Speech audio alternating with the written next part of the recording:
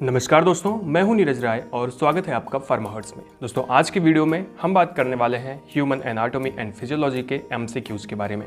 ये आपके बोर्ड के एग्ज़ाम के लिहाज से भी अच्छे हैं और अगर आप कम्पिटिटिव एग्ज़ाम की तैयारी कर रहे हैं तब भी ये क्वेश्चंस आपको फ़ायदा दे सकते हैं। तो चलिए शुरुआत करते हैं। उससे पहले मैं आपको बता दूं कि इसका PDF आपको 2 दिन के अंदर टेलीग्राम पे अवेलेबल हो जाएगा। तो डिस्क्रिप्शन में टेलीग्राम चैनल का लिंक दिया गया है, आप वहां पे जा करके ज्वाइन हो जाइए। बाकी के जितने भी MCQs की वीडियोस बने हैं उनके कुछ PDFs आपको वहां पे अवेलेबल करा दिए गए हैं। दोस्तों, यहाँ पे मैं आपको एक चीज़ और बताऊं कि वहाँ पे आपको क्वेश्चंस के आंसर नहीं मिलेंगे। क्यों नहीं मिलेंगे? क्योंकि जिससे आपको चीज़ों को सॉल्व करने में आसानी हो। क्वेश्चंस के आंसर देखने के लिए वीडियो जरूर देखें। तो दोस्तों, सबसे पहले क्वेश्चंस की बात करें। यहाँ पे सबसे पहला क्वेश्चन आपसे पूछा गया है वो है the word cell was first introduced by. सबसे पहले सेल के बारे में किसने बताया था? आपको वैसे बड़ा इजी सा क्वेश्चन लग रहा होगा, बट मैं टीचिंग करता हूँ और मुझे पता है कि कौन सा क्वेश्चन कितना इजी होता है और कौन सा क्वेश्चन कितना टफ होता है। क्लास में मैंने देखा है कि बहुत सारे बच्चों को ये भी नहीं पता होता है। तो यहाँ पे रॉबर्ट हुक साहब जो थे उन्होंने सेल के बारे में सबसे पहले बताया था। अगला क्वेश्चन है कि the plasma membrane is mainly composed of. Plasma membrane जो होती है वो किसकी बनी होती है? तो एक्चुअली प्लाज्मा मेम्ब्रेन फॉस्फोलिपिड्स की बनी होती है। अगला क्वेश्चन है protein is synthesized by. Protein कहाँ पे सिंथेसाइज होता है? राइबोसोम में, गोल्गी कॉम्प्लेक्स में, एंडोप्लाज्मिक रेटिकुलम में, लाइसोसोम में। तो एक्चुअली राइबोसोम में होता है। राइबोसोम जो है वो प्रोटीन की फैक्ट्री कहलाता है। यहाँ तक कि आपको बता दें कि बहुत सारी चीज़ों में आपने पढ़ा होगा कि एंडोप्लाज्मिक रेटिकुलम जो होता है वो भी एक तरह से प्रोटीन का निर्माण करता है। बट एंडोप्लाज्मिक रेटिकुलम 2 प्रकार का होता है, स्मूथ और रफ। जो रफ होता है उस पर राइबोसोम होता है, जिसकी वजह से वो प्रोटीन का निर्माण करता है राइबोसोम और नाम आता है एंडोप्लाज्मिक रेटिकुलम का। अगला क्वेश्चन आपका आता है कि mast cell are responsible for release of. Mast cell किस लिए रिस्पॉन्सिबल होती हैं, क्या निकालती हैं? तो मास्ट सेल जो है वो सेरोटोनिन निकालती हैं। अगला क्वेश्चन आता है आपका myoglobin is present in. Myoglobin कहाँ पाया जाता है? उससे पहले हीमोग्लोबिन आप सोचो कहाँ पाया जाता है? हीमोग्लोबिन ब्लड में पाया जाता है। तो मायोग्लोबिन जो है, मायो से होता है मसल्स और ग्लोबिन का मतलब प्रोटीन, मतलब ये मसल्स के प्रोटीन होते हैं जो कि ऑक्सीजन को कैप्चर करते हैं जैसे हीमोग्लोबिन करता है। तो ये पाए जाते हैं स्ट्रेट मसल फाइबर्स में। अगला क्वेश्चन आपका है actually non straight muscles tissues. कहने का मतलब जो नॉन स्टेरॉइड या स्ट्रेट मसल्स होती हैं उनमें जो टिश्यू होते हैं उसमें से कौन सा ऑप्शन आप सही करेंगे?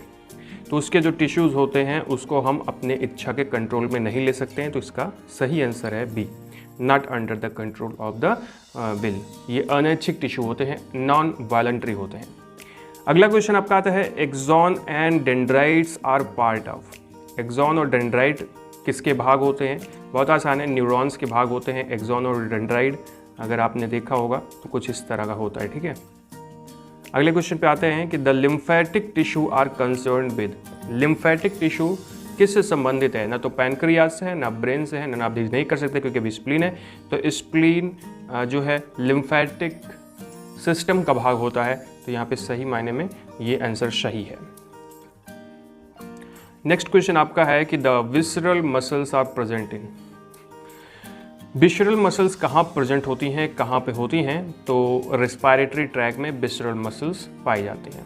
अगला क्वेश्चन है कि the average volume of the blood in the human body is. ये एक्चुअली इन है, मतलब जो बॉडी है उसमें कितने लीटर ब्लड होता है? तो 5.5 लीटर ब्लड होता है करीब। अगला क्वेश्चन जल्दी जल्दी बता रहे हैं, हो जाए खत्म, ठीक है। चलिए शुरुआत करते हैं जल्दी से तेजी से कि normal haemoglobin value in male. Male के अंदर में हीमोग्लोबिन की वैल्यू कितनी होती है? तो 15 ग्राम पर डेल होती है, 14 से 15 ग्राम होती है पर डेसीलीटर ब्लड।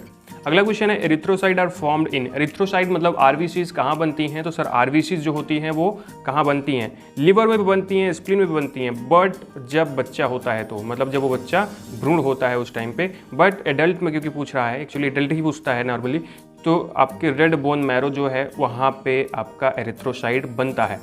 अगला क्वेश्चन है कि the life is form of erythrocyte is. जो एरिथ्रोसाइट का लाइफ स्पैन होता है, आरबीसी का लाइफ स्पैन होता है, वो कितना दिन होता है? 120 दिन होता है।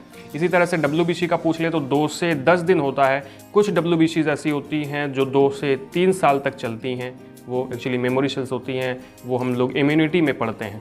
अगर आप लोग कहेंगे तो ऐसे मैं चीज़ों को बोर्ड पे पढ़ाऊँगा, बट मैं आपको बताऊँ उसमें मेहनत ज़्यादा लगती है और फिर वीडियो उतना ज़्यादा देखा नहीं जाता है, इस वजह से हम कोशिश नहीं करते कि उस तरह की वीडियोज़ बनाए जाए। नेक्स्ट क्वेश्चन पे आगे बढ़ते हैं कि which one of these group is a universal recipient, इसमें से कौन सा यूनिवर्सल रेसिपिएंट है? तो मतलब सब सर्वग्राही बोलते हैं, इसका वीडियो बनाया था मैंने, ठीक है। ए बी जो होता है वो सर्वग्राही होता है, और मान लीजिए ए बी पॉजिटिव और ए बी नेगेटिव आ गया तो कौन सा सर्वग्राही होगा? लो आप इसका आंसर देना। ए बी पॉजिटिव और ए बी नेगेटिव, मैंने इसका वीडियो बनाया है, चाहे तो देख लेना फिर बताना। ए बी तो मान लीजिए सर्वग्राही है, यूनिवर्सल रिसेप्टर्स हैं, लेकिन अगर A B positive A B negative में पूछ लिया जाए तो कौन सा होगा? तो इसका आंसर आप लोग कमेंट बॉक्स में ज़रूर देना। अगला क्वेश्चन है, अच्छा ये मैं बता दूं, इसका आंसर जो सही देंगे कोशिश करूंगा कि उनका नाम लिया जाए आगे, ठीक है, वीडियो में। अगला क्वेश्चन है आपका कि पॉलीसाइथीमिया क्या होता है? तो पॉलीसाइथीमिया में होता क्या है कि आरबीसी के नंबर इंक्रीज हो जाते हैं। अगला क्वेश्चन है कि मेगेलोब्लास्टिक या मैक्रोब्लास्टिक एनीमिया अकर्स ड्यू टू, ये क्यों वजह से होती है? तो deficiency of the vitamin B12 and folic acid, इसकी वजह से मेगेलोब्लास्टिक एनीमिया होती है। अगला क्वेश्चन है कि the clotting of blood due to, clotting जो होती है ब्लड की वो कैसे होती है? तो वो ब्लड प्लेटलेट्स की वजह से होती है। अगला क्वेश्चन है आपका यहाँ पे कि the leucocyte are produce in, leucocyte कहाँ पे बनता है? तो लिम्फ ग्लैंड में बनता है। नेक्स्ट क्वेश्चन आपका आता है कि ह्यूमन हार्ट में कितने चैम्बर्स होते हैं? सर 4 चैम्बर्स होते हैं। बहुत इजी क्वेश्चन है, ठीक है, इससे ज़्यादा कठिन क्वेश्चन आपके नहीं आएंगे। अगला क्वेश्चन है आपका the परकिंजे fibres is present in, परकिंजे fibres कहाँ पे होते हैं? हार्ट में होते हैं। अगला क्वेश्चन है आपका Which one of these act as pacemaker in a normal routine? Normal routine में पेसमेकर कौन होता है? तो ऐसे नोड जो होता है वो होता है, इसे बोलते हैं साइनोएट्रियल नोड। एंड नेक्स्ट है the word lub dub is related to, तो दैट इज हर्ट साउंड, ठीक है, यहाँ पे हर्ट साउंड से। अगला क्वेश्चन है electrocardiogram gives the information about, electrocardiogram किसके बारे में इंफॉर्मेशन देता है? तो एक्चुअली ये जो मायोकार्डियम होती है या जो आपका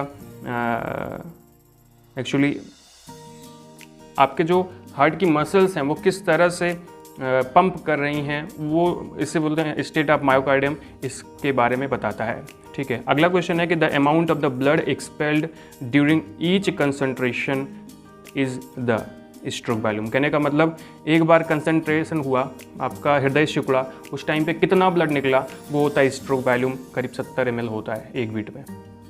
अगला क्वेश्चन है लास्ट क्वेश्चन कि baroreceptor is concern with, baroreceptor किससे संबंधित है? तो कंट्रोल ऑफ ब्लड प्रेशर, जब ब्लड प्रेशर बढ़ने लगता है तो बैरो रिसेप्टर जो है वो एक्टिव हो जाता है और उसको कम करने की कोशिश करता है।